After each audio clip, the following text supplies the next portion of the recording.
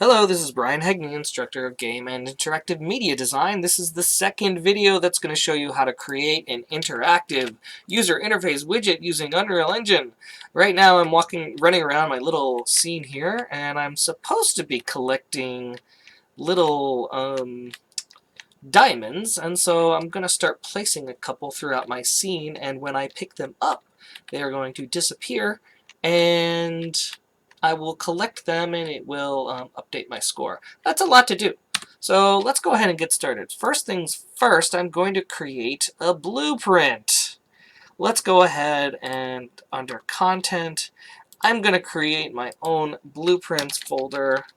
There are other blueprints scattered around. I'm going to look in my textures folder where I have my gems and where I have my gem flipbook. I'm going to go ahead and right-click this flipbook, and I'm going to create a blueprint using that flipbook. I'm going to put it in my blueprints folder, you bet. Gem underscore blueprint, BP. Say OK. Alright, now here it is. Now that means I have a default scene root. I've got a paper flipbook in here. I could actually set this to any paper flipbook I want. It just so happens to start with the default gem. Great. I am going to... Is that in here? Is it in my blueprints? Yes, it... there it is. And so I can drag this blueprint here and place it around the scene. Now I'm going to go into my blueprint itself and select the blueprint and actually scale this in the blueprint itself. 0.5, because I realize that's a little bit too big. You can see, okay, yay. It updates in my world, and I can place this, like I'll place this here. I'm going to place this one here. I am going to place this one here. Okay. The next thing I'm going to do is I'm going to kind of give a little bit of game logic in those blueprints. So let me double click that here. I am going to add some sort of sensing collision box. I'm going to add a box collision to this, and I'm going to increase this height of it so that, oops, it will sense when I run into it. Okay, there it is. That looks pretty good. And way at the bottom here in the details for that component, that box collision, I'm going to say on component begin overlap.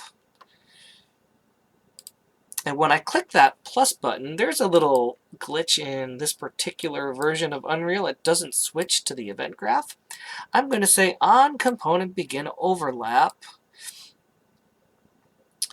I am going to update score for my player character. But there's something that I need to do first. I need to go into my construction script, and I need to actually, oh, I can't do it here. I need to go to my event begin play, and I need to fire something here. I'm going to cast to 2D side scroller character, and I need to get player pawn.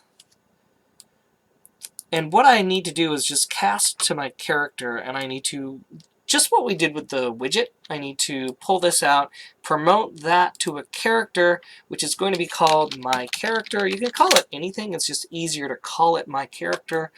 When I do that, and save it, and compile it, save it, now I am going to be able to say,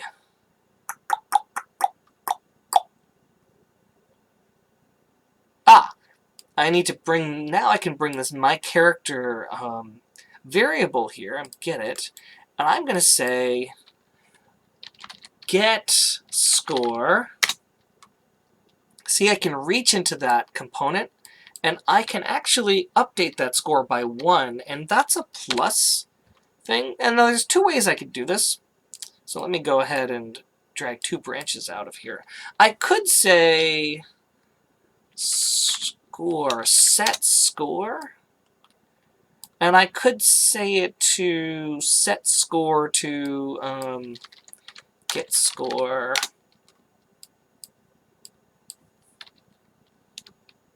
plus. I could say get score plus 1, and that would, if I did it this way, it's actually really convoluted. You can see why I don't want to do it that way. Because here I'm saying, hey, get the score first, then add 1 to it. Every time I jump over or overlap a box. So you can see why that's a little clunky, I think. This is really kind of dumb. So instead of those 3 boxes, I'm going to do it this way. I'm going to grab the score and hit the plus button and do an increment int, which means it adds 1 to the specified value, then set it. So I'm doing a couple things in this box. I'm adding 1 and setting that score to itself plus 1. Yay, that's actually really easy. Yay. I think that's it. I hope this works. I'm going to test it, and if it does work, I'll show you.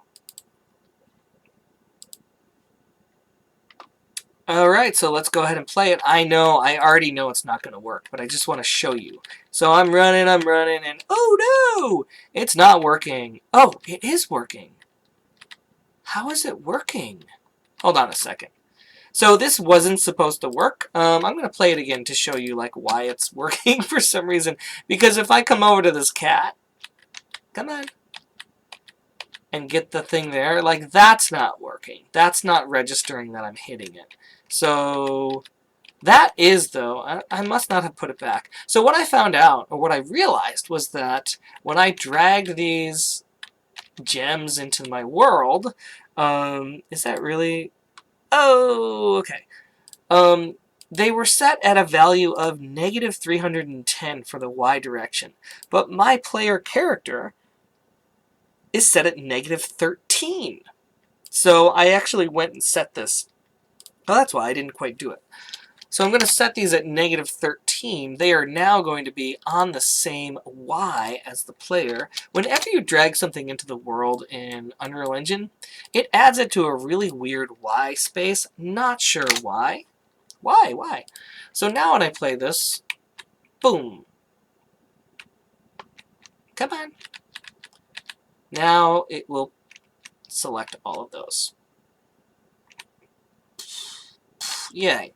The next thing you'll want to do is, since I've got you here, is make this disappear. So the first thing I'm going to do is say, you know what, I'm begin overlap, blah, blah, blah. And now I'm going to destroy actor and destroy self. And in that way, it's going to make it disappear. Save that, compile it, and that way I won't be able to collect, keep collecting the same gem. Yay! That disappeared. Boom. That disappeared. And that disappeared. Okay. So there's that. Now the next thing you might want to do is hook it up to say that, like, when you get 3, that's when the banana will want to talk to you, because that's what's going to happen in our game. I'm not necessarily going to show that, because really what you wanted to see was the user interface. The last thing I want to see, just for fun, is to see if I can get this to actually be the Flipbook. I don't think I can.